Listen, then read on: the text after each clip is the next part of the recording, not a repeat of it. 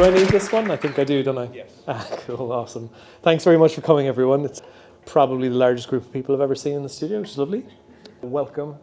I'm talking about design for film and future user interfaces. I mean, I guess Territory is fairly well known for this type of stuff, and I've been around long enough to have been part of enough of these projects that you kind of get to know what you need to do most of the time to get by, but we quite often don't just get by. I think we always try to push something that hasn't been done before, not necessarily even that hasn't been done before, but that we like to make sure that we push our boundaries on each project anytime we can. And it can be, like, they range in budget here wildly, you know, from huge blockbusters down to kind of individual series and things like that, which you know, we kind of relish the opportunity to work on almost any different kind of project. Whether it be huge or small, you can always try to do something interesting, regardless of the size. I know a lot of these ones, to be fair, are pretty big, but we do like all sorts of stuff. And we do work kind of across post and pre-production, so on set and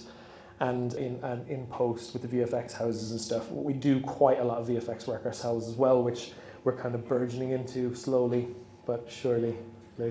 So I guess, you know, in terms of the things we like doing, this is the stuff I love doing, and Ryan does this stuff as well, who'll be speaking later, but he's talking about other cooler things. But I guess to start off, what we like to say to people when we first start working with them is that we're not just a supplier.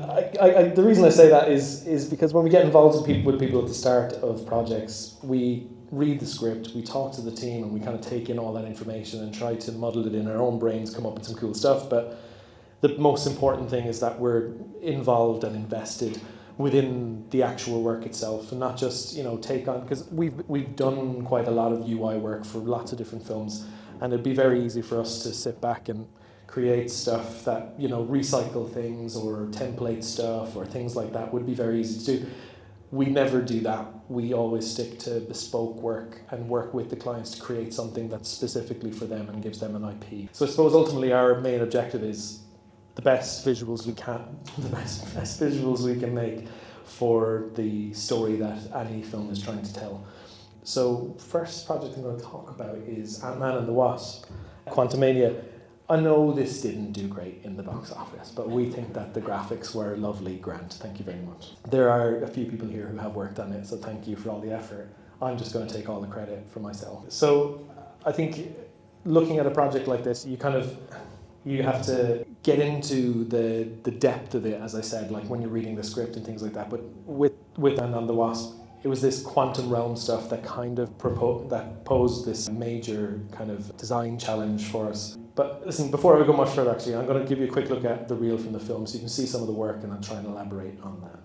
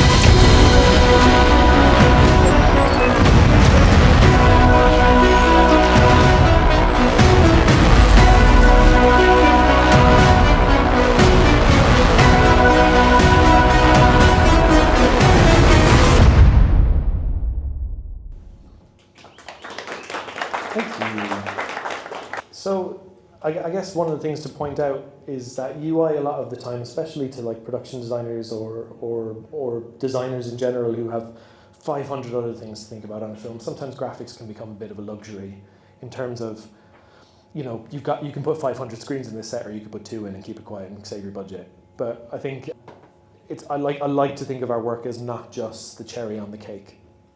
And I think when you look at scenes like this where our graphics are not playing front and center for the most part, now the hologram in the middle was us, but the graphics playing behind everything is all in low, it's all got, you know, blurred out and it's stuck in the background and things are on tables. But the ultimate thing here is that we add depth and detail to the scene. And I think it's a bit like when you look at set dressing and the types of things that they're doing, adding in these very technical screens and these things that allow these actors to come across as people who are extremely intelligent, who know what they're doing, they understand technology. So making their way into the quantum realm doesn't sound ridiculous or doesn't seem ridiculous when it happens. So it's that kind of thing of seeing the tip of the iceberg, so to speak. You can kind of look at this, your brain understands, oh, there's technical back there, that's great, looks cool. But what your brain is actually computing as well there is that there's lots of information here that I don't necessarily need to understand any further.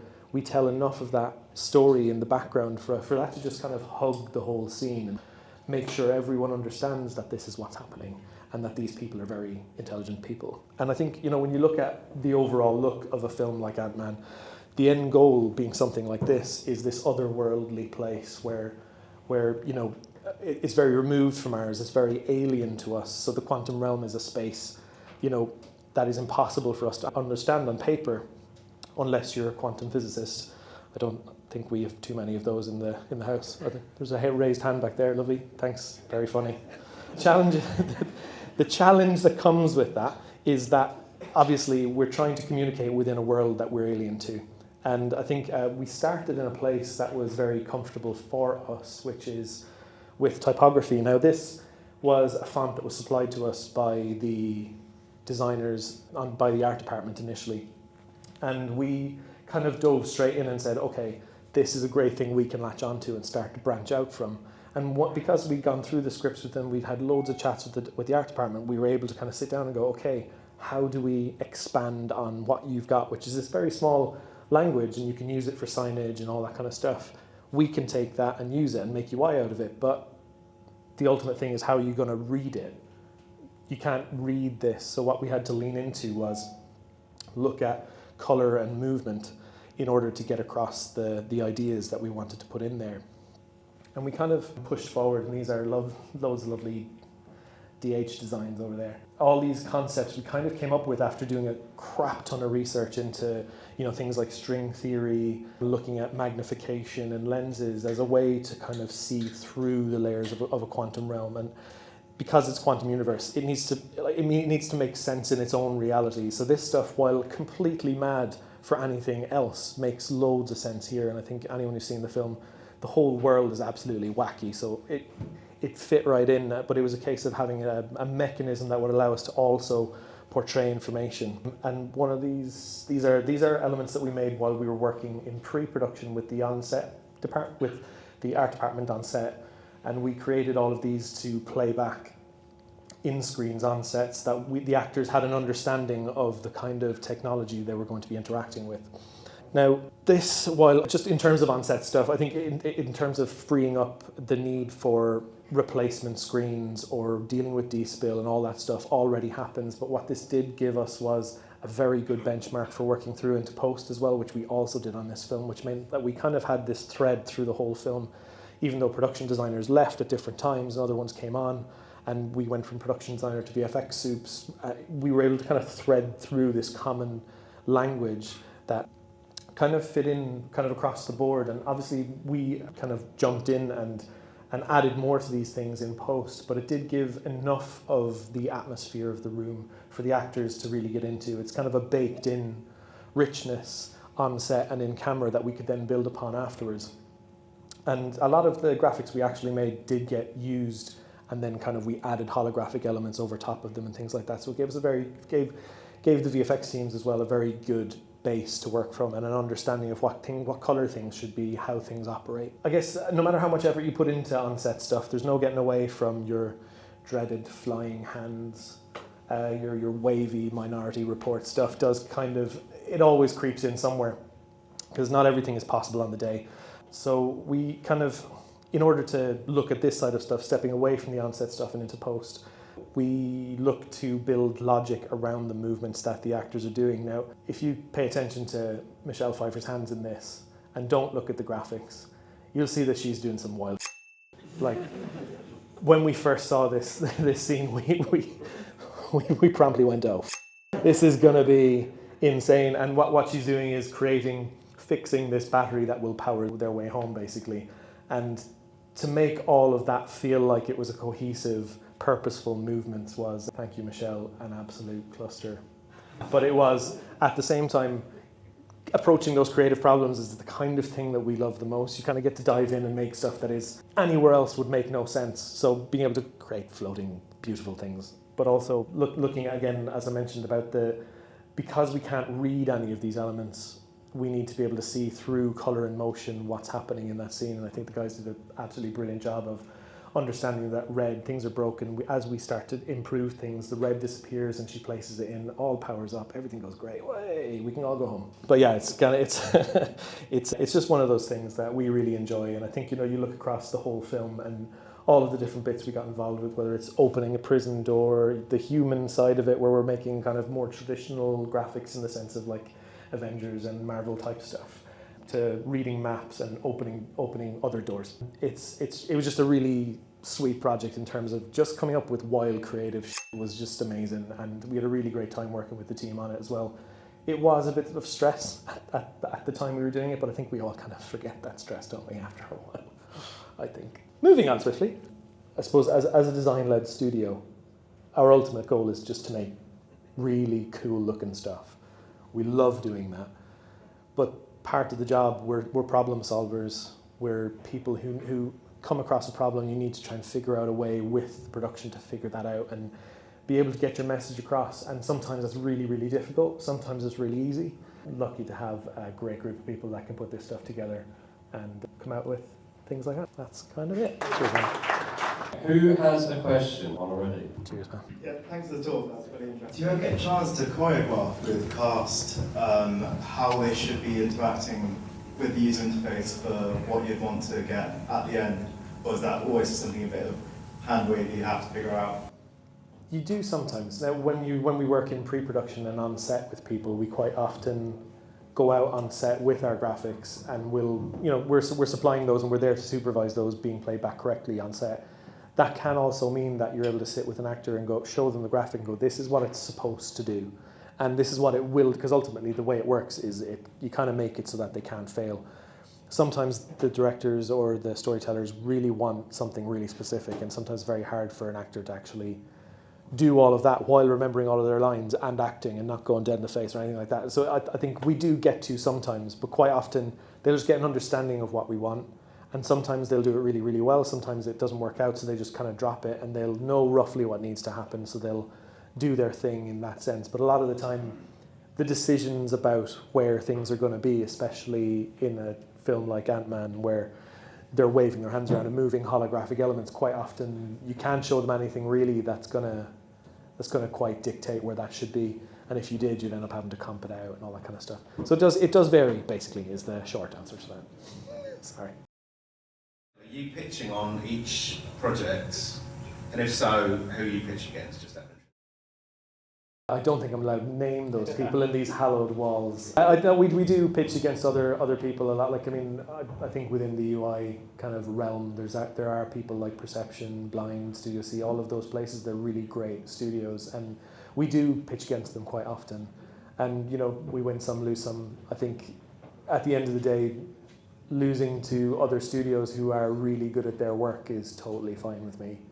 I think it's only when there's something that you really, really want and someone goes, hey, actually, these guys want it, you kind of go, oh, but I would have been perfect. But you never know. I think it used to be actually, I think in recent years, I think due to the change in the use of budgets after COVID and strikes and things like that I think things have become more of a fierce competition than they would have before. I think there was a lot of projects we would have had before where we wouldn't have even had to pitch on them. And still we do get plenty of projects like that where people come straight to us because they know what they want and they know that we can deliver it.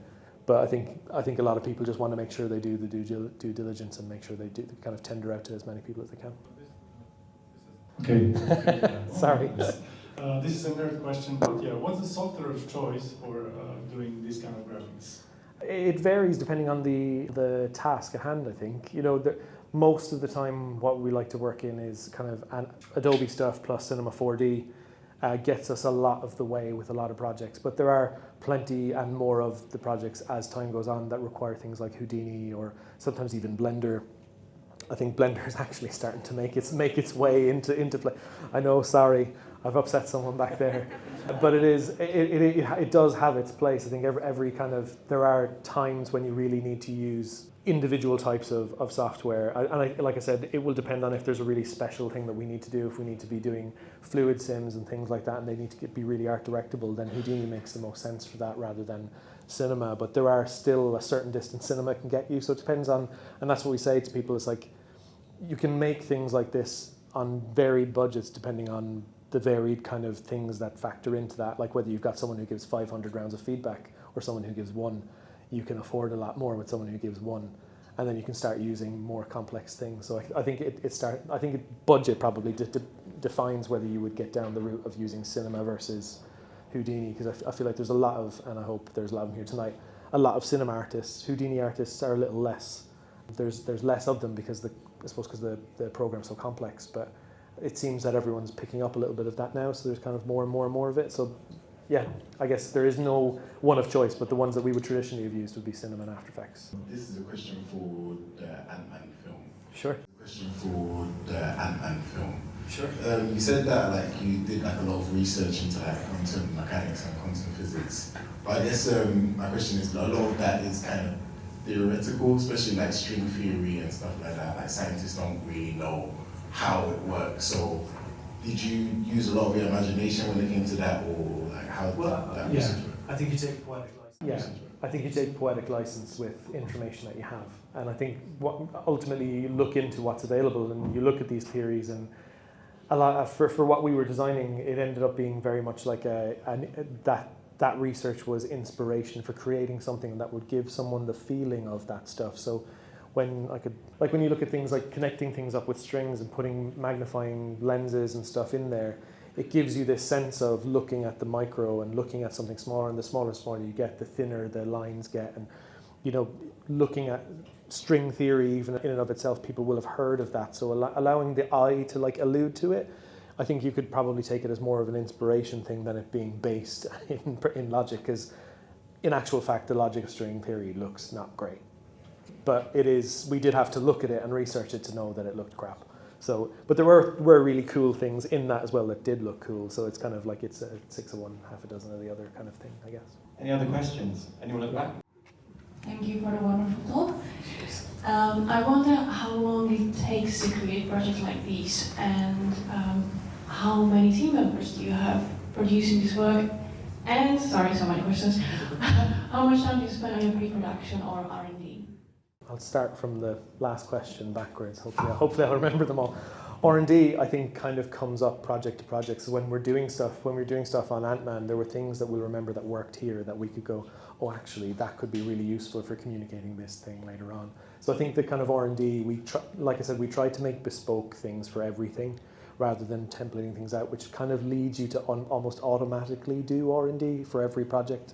And I think it's kind of that kind of initial research and kind of basing your designs off of that research can lead you to the designs that we get. So you kind of, your R&D stage, I suppose, happens while you're concepting for us it happens while we're concepting, because we'll come up with stuff that doesn't look like the final thing, but it definitely is. You can see where the inspiration came for the final thing from here. And then obviously adding in feedback and things like that.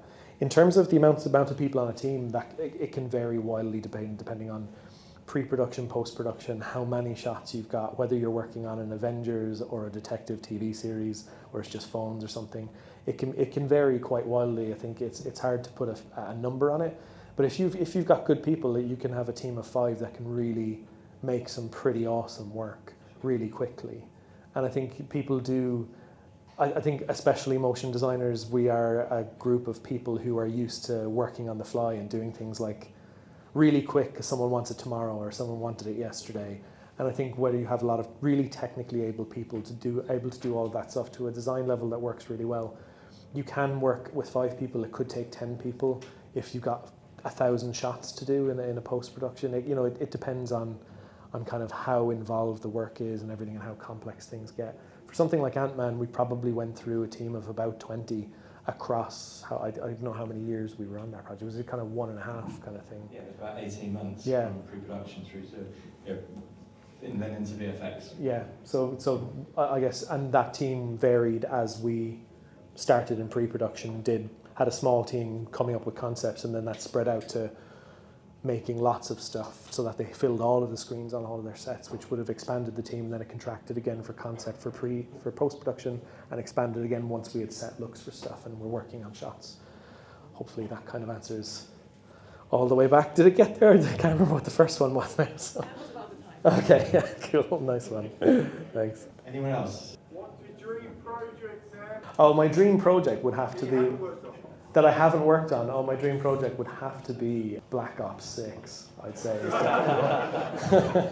Is it 7? Is that what it is? Sorry, man. I wasn't really paying attention to your work because it looks so awful. Yeah, no, I mean, I think Dune 2 was pretty up there with, working on dream projects, and directors and producers and everything on that job were just so cool. I think it kind of turned into a dream even if it wasn't already one.